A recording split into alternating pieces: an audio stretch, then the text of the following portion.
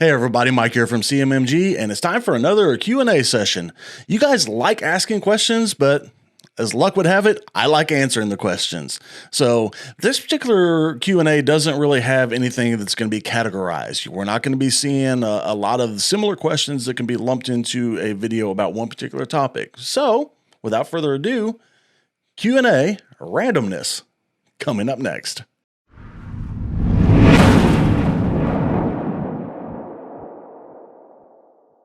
All right, guys, I'll tell you what, let's just jump right into these questions. First question comes to us from Hey Brady on Instagram. The question is the Mk57 Buffer Tube the same size as a Mil-Spec AR? I want to put a Law tactical adapter on.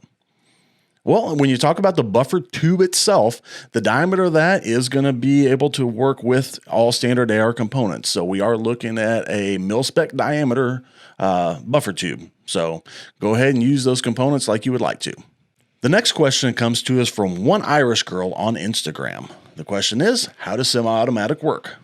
Well, that can be a fairly loaded question because depending on the platform and the firearm you're asking about, semi-automatics operate mechanically a little bit different. I mean, because there's the way the bolt interacts with the hammer and the sear engagement and the trigger pull. There's a lot of different ways they all work. So I'm going to concentrate a little bit more on the definition of semi-automatic. Simply put, semi-automatic means one shot is fired for every action of the trigger. So you pull the trigger, a shot goes off. You let go, you pull the trigger again, a shot goes off. Whereas the media would have you believe that semi-automatic and fully automatic are probably interchangeable, which they're not. Fully automatic means you pull the trigger and you hold, and it will continue firing until you let your finger off that trigger or you run out of ammo, whichever comes first. So semi-automatic, simply put, one shot fired for every action of the trigger. Next question comes to us from Lewis Cruz on Instagram. Their question is, will a trigger like a RareBreed FRT-15 or Echo binary work in the BANSHEE 45 or 10 millimeter? Yep, they sure will. The nice thing about our 10 millimeter and our 45s is they do have that M16 style cut on the carrier. So they're going to be able to engage any type of sear trip if the binary trigger requires it. That's another great thing about our 45 and 10 millimeter is since they are based on AR platforms, at least as far as like the trigger groups and everything go, pretty much anything that would work in a standard AR trigger wise should be able to work just fine in those. Our next question comes to us from Rai Abshur on Instagram.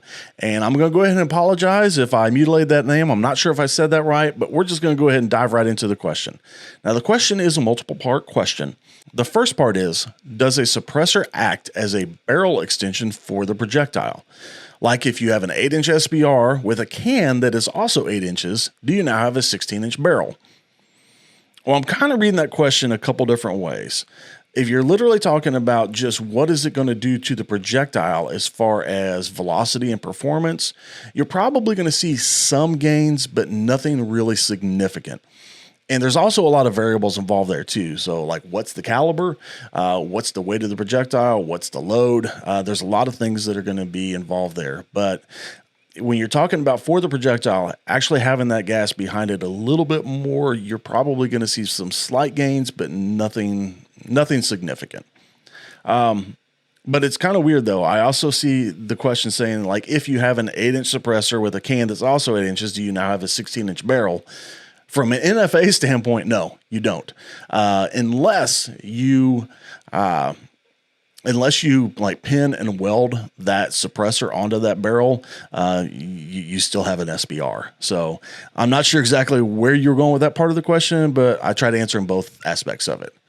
Second part of your question is, are suppressors rifled? I'm not going to say no, but I haven't seen any. Typically, there's not really a place to have lands and grooves because you don't really have the projectile making contact with the inside of the suppressor. So I'm going to say no. Typically, suppressors, if you would, think about them kind of like you would a muffler on a car. There's just a lot of additional chambers in there that allow the sound to bounce around in there and kind of get defeated. And so the overall signature or sound signature coming out of the other end is greatly reduced. Our next question comes to us from Bill I Am Holiday on Instagram. They're asking to help them understand the difference between an M4 versus an M5. Well, I'm not sure exactly which M5 you're referring to. I did a little Googling to kind of look up what an M5 was, and there are a few possible options there.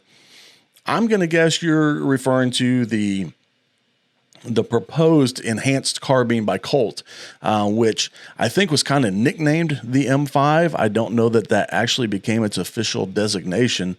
But essentially, from what I can tell, it just looks like a modified M4.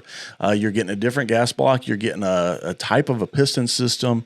You're typically getting a free float handguard as opposed to the front sight base.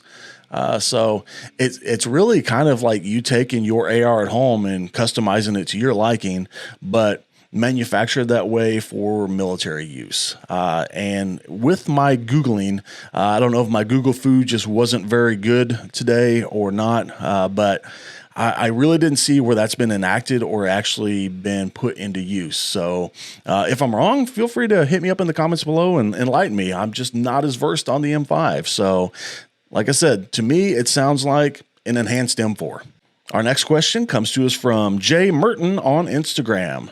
The question is, can you recommend some accessories for the Banshee?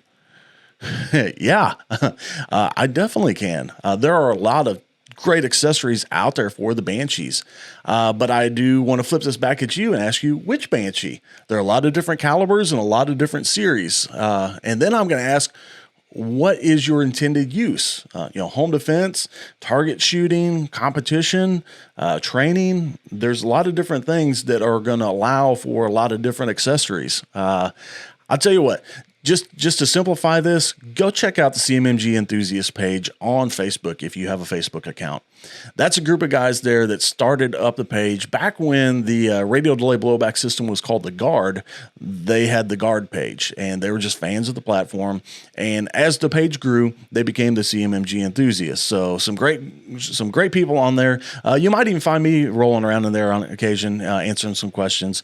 But I'll tell you what, there are a lot of guys out there that have a lot of fun accessories on their guns, and I'll tell you what, they're going to be eager to show you some of the stuff that they've done to theirs. So I would go check out that page and ask them.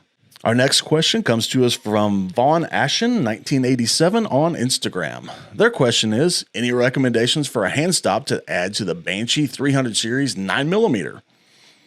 Well, I'm going to refer you to the last question I just answered. Again, there are a lot of good hand stops out there. The guys at the CMMG Enthusiast page are going to have a lot of recommendations for you. Personally, I have one from JMac Customs. I absolutely love their little hand stop. That would be one I personally would highly recommend. But check out the Enthusiast page. I'm sure they're going to give you some options you probably didn't know existed. All right, our final question today comes to us from Reload Everything on Instagram. They ask, Mike, what are one or two of your bucket list guns? Two of mine are the 10mm Banshee and a Mutant. Well, those are awesome choices. The Mark 47, hands down, one of my favorite guns. It's not on my list because I may or may not already own one or so. That thing first came out, I had to have it. The Mark 47 is so much fun. There are a ton of great options out there if we're talking about CMMG products. But if we're talking true bucket list guns, I mean, can I get away from CMMG? What's my limit? Is there a cost limit? Does it still have to be in production? Can it be a sci-fi gun? That's a good question. But I'll tell you what, I'm looking up at my wall here right now. So I'm going to have to answer one of them is going to at least have to be the BAR. It's been a gun I've been intrigued with for years. I have an X-ray photo of one or picture of one on my wall here in my home office. And yeah, Brownie BAR, that's definitely one of them. The other one is probably going to be a little more outlandish, and you guys probably won't accept the answer, but I'm going to go ahead and say it anyway. And that's going to be a GAU 8. 30mm Gatling gun. I mean, America, Yeah, that would need to be. I mean, I think I'm so intrigued because of the gun or of the gun because, you know, they had this gun and they're like, hey, let's make this gun fly. And then the A10 was born, essentially. I know there's a lot more to that story, so don't kill me in the comments. Be kind, but A10's also been one of my absolute favorite platforms as far as military vehicles. So maybe I could just use that as a cop-out and say, I'll just take the A10, and that is an entire weapons platform. But if I had to pick the gun, let's go GAU 8. Why not, right? All right, I'm going to go ahead and throw a question back at you all. What do you think of this little setup I've got going on here? I mean, this is a home podcasting setup that I have that I use whenever I'm on podcasts with some friends at times. But what do you guys think about a possible CMMG podcast? Would that be something you guys would watch? I mean, hit us up in the comments down below. Let us know. I mean, is this something you would watch? Who would be some guests you would like to have us come on? Because I'm working on a guest list now and trying to get this rolling. So I'm curious who you would like to see me talk to. What are some topics you would like to see us cover? Is there preferred day that you would like it to be aired on? Like, what day do most of you have a little bit more free time that you would be able to watch the podcast or listen to it? What platforms would you like to see it on? That's all information that would be helpful to us because I would really like to see this take off. So that's something I'm going to throw at you guys. Hit us up in the comments down below. Let us know what you think. CMMG Podcast. Would you dig it? I think I would have a ton of fun on it. So I'm going to go ahead and just put a fork in this particular video. I think we're done. I think we've had a lot of fun. I know I have. So I'm just going to go ahead and sign off. And until next time, guys, as always, stay safe out there.